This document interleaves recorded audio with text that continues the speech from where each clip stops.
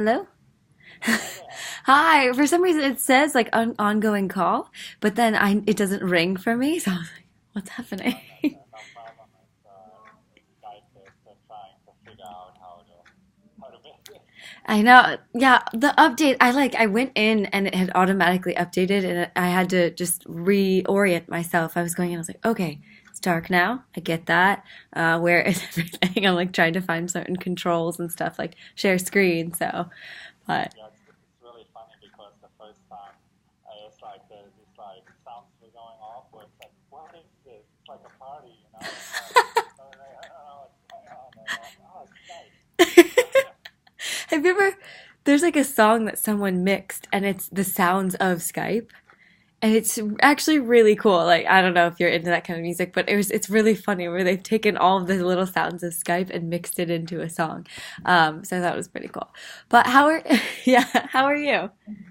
Yeah, fantastic. Yeah, it's like the winter time. It's like a little harsh here in Berlin. But where like then you kind of like shift to doing more like indoor activities, so it's like nice more time for like reading and like things like that. Yeah. That's true. Yeah, I know. I'm in Stockholm right now, and Okay. yeah, so it's snowing and it gets dark around, to like 45 now. So it's that time of year where it really starts. Yeah. Keep the spirits up. Yeah. But thanks for being flexible to reschedule Oh my gosh, yeah, of a couple course. of days. Yeah, thank you for Uh, doing this interview. This will be a fun one. Uh, yeah, I know that you used to work for Zendesk too. So, like, it's a Nordic company, right? So, like, it's kind of cool. It's kind of fun. Yeah. All right. So, I guess to start out, like, tell us a little bit about ChartMogul, what you guys do, and then we'll get into kind of what you have done and your history in customer success. Sounds great. So to tell you a bit more about what ChartMogul does, we're a subscription analytics platform that helps thousands of great businesses measure, understand, and grow their recurring revenue. We have use cases for management, sales, customer success, finance teams, and marketing teams. Pretty much the whole company can use ChartMogul to build a data-driven culture and to gain insights on how their activities impact revenue. Very cool. Okay, and so how long have you been at ChartMogul? Hmm. So I've been at ChartMogul now for 2 years, over 2 years actually. I started in 2015. Okay, how do you like it? Oh, it's amazing. Yeah, like we've I think built a great foundation for a business that can grow much into the future.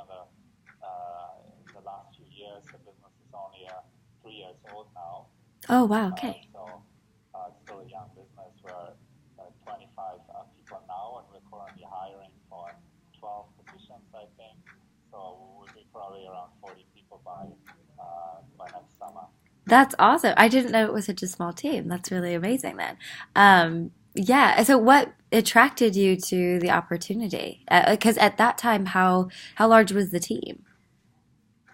Yeah, at the time, the team was only like 5 people, 6 people, and actually, a close friend of mine, he invited me to come to Berlin. I was living in Kyoto, Japan at the time, and he invited me to come, and I visited, and then he told me quite a bit about ChartMogul and the vision of how he's trying to democratize subscription analytics. So I really fell in love with the city, and quickly I'd never been here longer term before, even though I'm from Germany, and also on the mission of what ChartMogul was trying to solve. So a few months later, I was moved here, and I started as a director of customer success. Wow, okay. And what was your history in customer success before? Like, did he come to you and he was like, "Hey, I need this position," or how did you start out in Chart Mogul? And then, yeah, what have you done in customer success previously? So yeah, my career has been kind of divided up between working in media and working in startups. I first started out, it's kind of a windy way, but I was working in media productions in San Francisco, then moved into journalism and traveled a lot for several years, quite heavily in Latin America and Asia, worked on documentary film, and also teaching. I did teach in a master's program how people can use social media and web technologies to affect change with a friend of mine, and designed a program for this curriculum. Was teaching at a UN mandated university in Costa Rica. And then at the time, I was I moved to the Philippines, and there a friend of mine approached me and offered me this job to work at Zendesk, and it kind of fit with some of my previous skill sets well. I didn't really know quite what to expect, as I hadn't worked in a success and customer service organization before.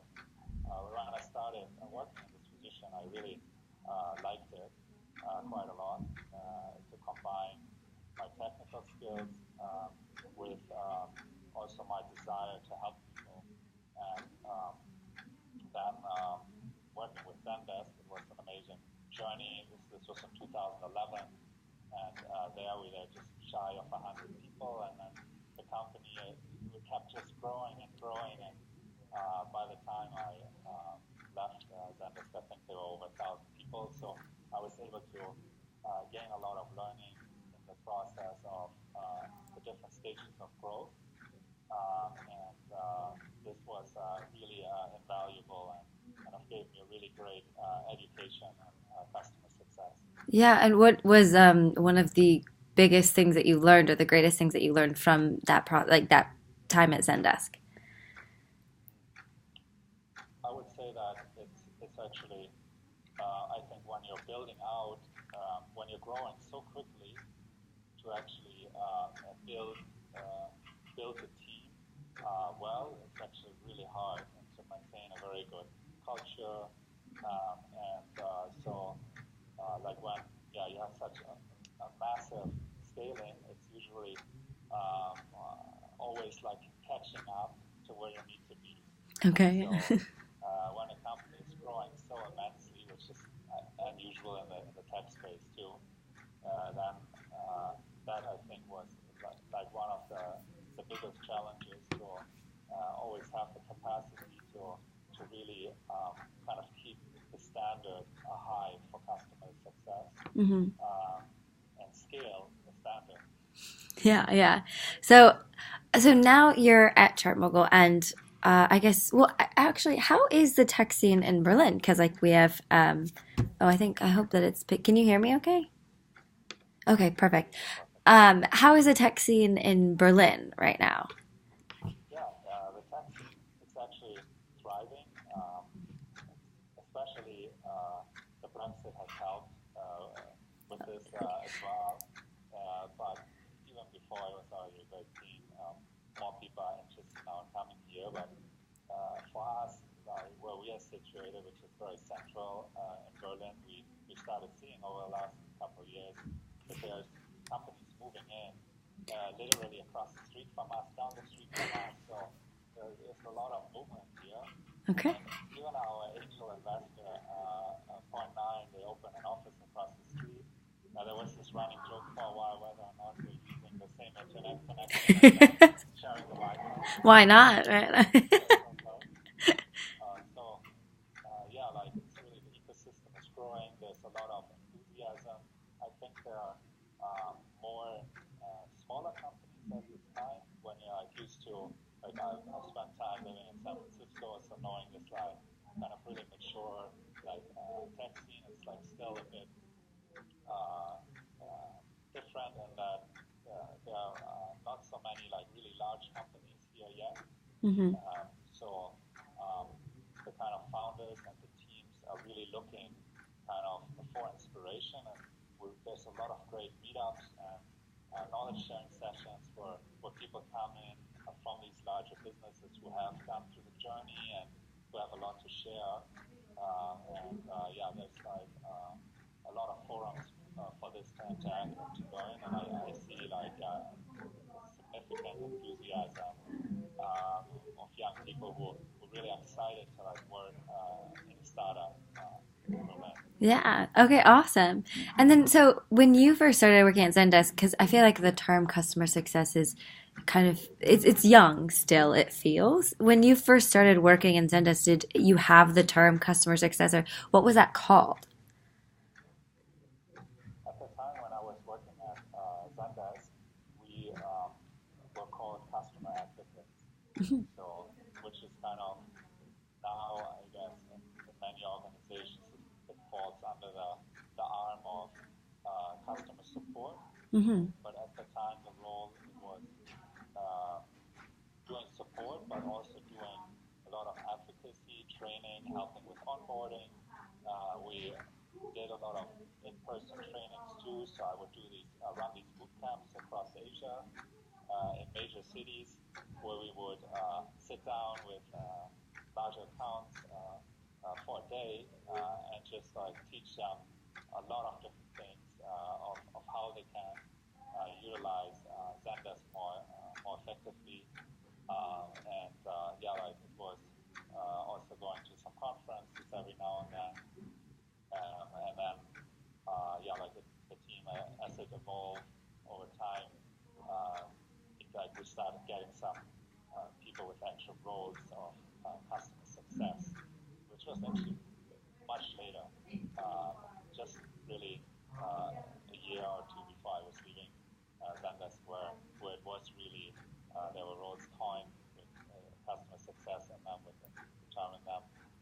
But there were so many activities going on that are still now under the umbrella of a traditional customer success organization to the 2017 standards. Yeah. So how is customer success structured at ChartMogul then?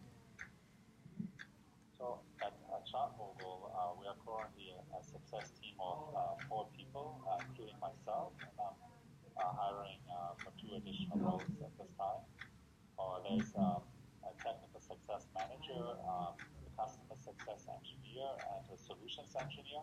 Mm-hmm. And since we're still a small team, everybody has, according to these roles, a primary objective, and then there's a lot of secondary objectives that are divided up in the team. So we, some of them are more permanent, and some of them are assessed on a monthly basis, where I divide up the activities by education, customer experience, support, account management, success processes, reporting, and solutions engineering, and then we like divide it in the team to get them done. Mm-hmm. And I'm also now going through the process this year to moving away from being a heavy contributor myself to being more of a manager and having to do a lot more hiring and training, also for the sales team. And I still maintain, though, a bit of a record of doing report case, account management, and writing documentation. And I find, it's in my opinion, that it's really important for someone managing a success team to not just become a people manager, but to reserve time to get down into the trenches with the team regularly. I think that not only builds more respect for the manager, but it also helps inform the vision and leadership to best serve the customers. Yeah, you have to know what's really going on. So what two roles are you hiring for now? Yeah, so the need kind of that we saw grow the most is with frontline support and kind of being a liaison between the different entities that are growing into real organizations now, and doing onboarding and training that has increased quite significantly. So um, it really at the moment is kind of distracting uh, my other staff from their primary objective. So we realized, okay, we need someone to just focus on this, take the oxygen away, and then it will make the team run better.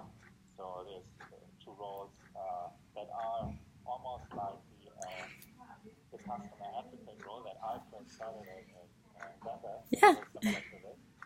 And I'm hiring for both Toronto time zone, where we have all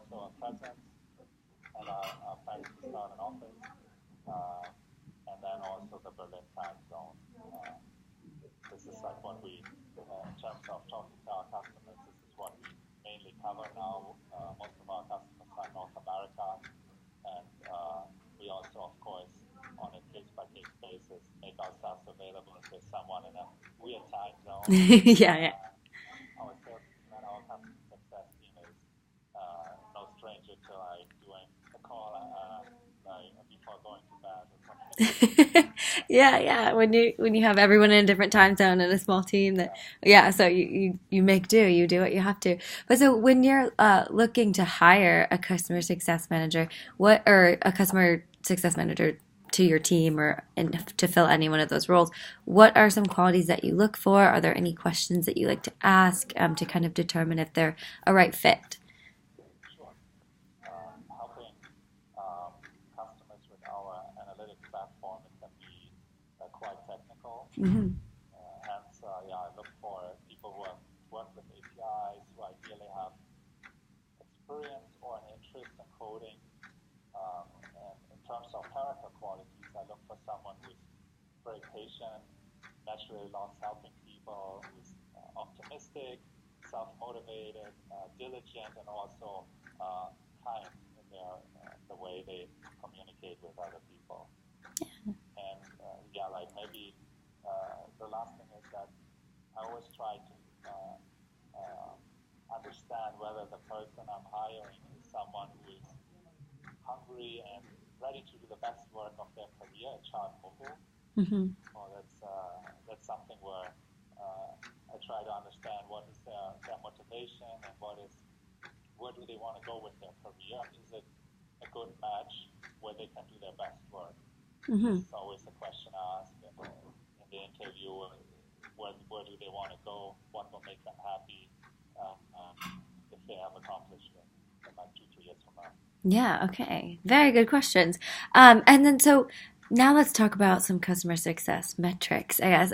What are some key metrics that, because you guys are relatively a small team now as well too, what are some key metrics that smaller companies can start looking at that they should start tracking in their team, like churn and things like that? What are some key metrics that you would recommend people start looking at? Yeah. So Oh no. Okay, it's like freezing. Hold on. There's uh, this. Okay, wait. Start over because I think it's coming back. Okay, go. Yeah, perfect. I would say metrics that help you understand why your customers are churning. Then also, I would measure how and how often customers are using the product. Detailed reports of how people search your help center and what kind of categories you get in support. Then also, I would do a qualitative analysis and asking customers how they're using the product so that you not only understand the data side of it, but you actually have for talking about it, which is sometimes there's an ambiguity there of what you see in the data and of what people actually are doing or trying to do. Yeah. So, and how do you take those two and kind of make them work together and then adjust your strategy? I guess what are some examples of ways that you've done that? Yeah, I'd like to give you two concrete examples. For us, nearly 70% of customers that churn, they tell us the reason. Hmm. I would recommend having two levels where you can then analyze this. So for us, we look at a sub-level and then we look at a higher level. And we are able to build on a monthly basis reports from this. For example, a customer might have canceled because of the feature not working as desired, which could be a sub-level reason. And then a high-level reason could be that it's a product issue.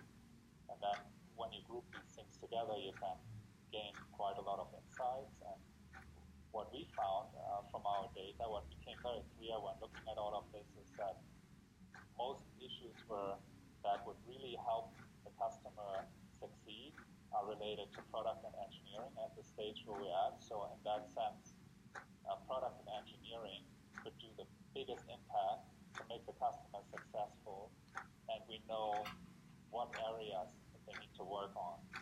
So this has been really great to learn from doing this, getting these reports of how customer success is, of course, not only a discipline that is part of the customer success team, but actually something that relates to the entire organization where everyone is involved in customer success that works in a company. And that's what we've seen from this feedback. Mm-hmm. Then the second one would be an example that we got some value out of was to look at the help desk reporting and utilizing detailed tagging structure where you can really understand what areas of the product we have problems with. We also looked at the search from the web widget and what people were looking for, and then identified a number of core problems they were facing in the product.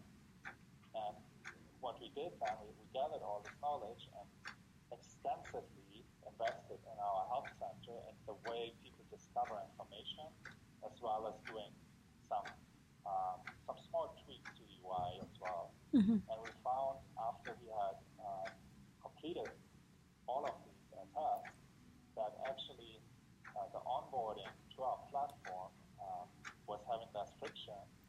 But another thing that was very measurable was that the support requests we were getting were decreasing as our customer base was growing, which is very interesting. And I documented this with data, and one of our content people, he actually wrote a piece about this. I think it was called Documentation, the Underappreciated Hero of SaaS. Yeah. And it includes some of the data that I've gathered to show the correlation between what we did and then what the result was.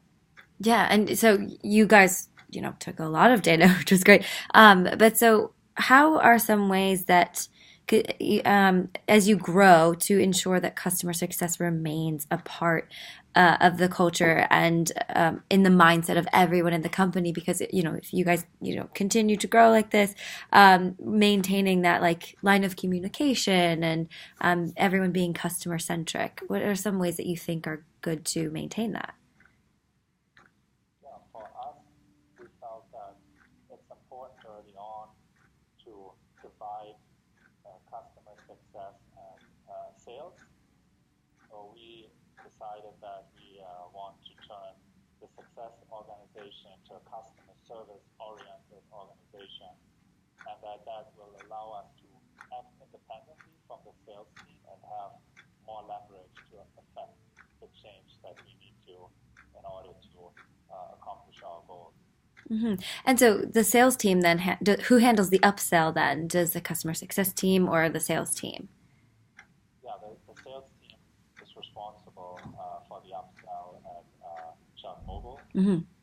The success team works very closely with them in that when the upsell happens, um, they are very aware of the features and of the use cases and capabilities of the product, so they can communicate this well than more traditional sales teams, in my opinion. And we do a lot of training on a regular basis where the success team is sitting down with the sales team to really give them product training, to go through use cases in detail so that the sales team can really see and connect the need of the customer to the opportunity so that we don't get people who are oversold on something that they might not need. And that has been working really well for us so far. That's a cool strategy. Like, yeah, making sure that no one is oversold. So, like, having those team work very closely together. That's great. And then, could you share with us any of your thoughts or best practices for like customer onboarding? Customer onboarding, we take quite a data-driven approach to it. So we have the usual thing what every company does, where we do the drip emails. So that's for many the first point of contact.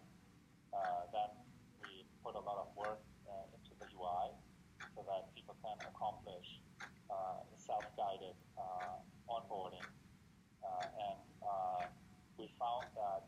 many of our users are quite technical too. They're Hmm. often uh, people who are in management positions, but who tend to have a technical background. So they go through a lot of steps to actually try to implement it themselves and to see where there are friction points and make that easier. That has helped us a lot to get people up and running so that when we talk to them, they're already seeing some value Hmm. very often, which has been great. And then the sales team, usually someone from the sales team drives the communication with them, and we liaise on with the success team when um, it's a more technical onboarding where they need help with the API, for example, with the integration, understanding of our data model, where it goes beyond the scope of what the salespeople can help with. If that becomes clear, we always jump in on a call. Sometimes there's someone with larger accounts who's just on hold anyways, to even if there's no concrete questions beforehand. And we're very, very responsive in that way. And then once the customer buys, we do a handover to the success team, see what have they done so far, what are the next steps. We also are able to do a bit of help from the solutions engineering side, where if someone um, has something that requires a little bit of development work or pushing the data in, or like we actually can do some things that are normally of a services category for larger accounts. We'll really go out of our way to help them with the last steps of the setup, where especially when it comes to loading data and getting all the integrations going that they need to have all the data points to gain value from ChartMogul. Very cool. Thank you so much. And I guess my one of my last questions would be, what is your definition of customer success? If you could, yeah. For me, it is to enable a customer to realize their full potential as a user of a product or service. Or I feel a customer cares about attaining goals and how it makes them feel once they reach them, or being able to guide them in that journey to close that gap between the potential of the customer and then what they actually are doing Mhm. is what customer success is about. Thank you. I think I think, is there an ambulance behind me? Or I'm like trying to figure out, can you hear that? Was it, I was like trying to like, was it fine? Okay. No, but that was a great answer. Thank you so much for that definition. Well, and then any final tips for anyone starting out in customer success? Because you've had an interesting journey there as well. Any tips for anyone just getting into the field, things to look out for, or things to know, or any advice? I think it's there are so many related skills to customer success. So I think it's important to utilize what one knows already and then build on this. And while I think there are great resources out there to learn more about customer success, I think what the learning that you need is so specific often to the stage a company is at, that the best learning comes from just getting a position and then iterating through the learning as quickly as possible. In a growing company, you have so many opportunities to learn and adjust then the processes relevant to the stage of the growth. I found that a lot of the resources and forums available are catering towards very large businesses, which Hmm. is something that is not often useful when you're working for a small company. Yeah, yeah, that's like I think that's great advice because in the startup there are so many startups now, and they need to start focusing on customer success and how do you learn in that environment. I think that's great advice. So, thank you so much. This is such a wonderful interview. Thank you, and I will send you everything for approval. Are you okay with me using the video that we did here? If not, no worries. I'll just use audio. But if you're comfortable with it, let me know. Doesn't matter. No, You judge as long as I don't look like an idiot. you don't. Yeah, You do not to me, but I will send it to you for approval, and you can determine how you feel okay. about it. Yeah. I'll have a look. Yeah, Okay. it's weird. It's like a bit strange sometimes when you. I felt the same when I was doing the first like interviews where I was listening to my voice and it's like, oh, that's not speaking. Well, you never sound Yeah, yeah. like when you hear the playback, like you never can sound how you sound to other people to yourself, you know? And so it's just bizarre to always hear that back and you're like, oh, okay. Well, that's what I sound like. So I totally get it. I totally get it. But I will send everything to you for approval. And I think the goal will be just because the holiday season's coming up and I don't want like this interview to get lost in that. I'm thinking in January we'll release it, probably in the second week, first week. Yeah, so I will send you everything. Thank you so much. It was really nice to meet you and have a great Christmas if you celebrate Christmas or any of that. I wish you the same. Yeah, I'm gonna head to my grandma's and do a really traditional Christmas with the tree and everything. Oh, nice. Okay, that'll be wonderful. I hope it snows for you. It might not snow here. It's snowing Do you now, have but any special plans for the Christmas? so I'm gonna be here in Sweden, and I'm not Swedish, but my boyfriend isn't. So like this will be my first Christmas with them, and apparently they have like this very specific meal that they eat. So like there's this certain type of fish, and there's this, and there's that, and you have to have. And his mom does the whole thing. So I'm excited because I get to experience like a super Swedish Christmas. They call it like a julbord. So I'm like, I'll do this, or well, yeah. So I'm gonna do that. Yeah. So, That sounds great. yeah, it'll be nice. Yeah, enjoy the holidays too, Thank you. and I look forward to what you cut together there. I will, yeah. It'll be great. I think you'll be okay with it, but I'll send it to you and you can let me know. All right, thank you so much, Ingmar. I'll speak to you soon over email these. All right, bye.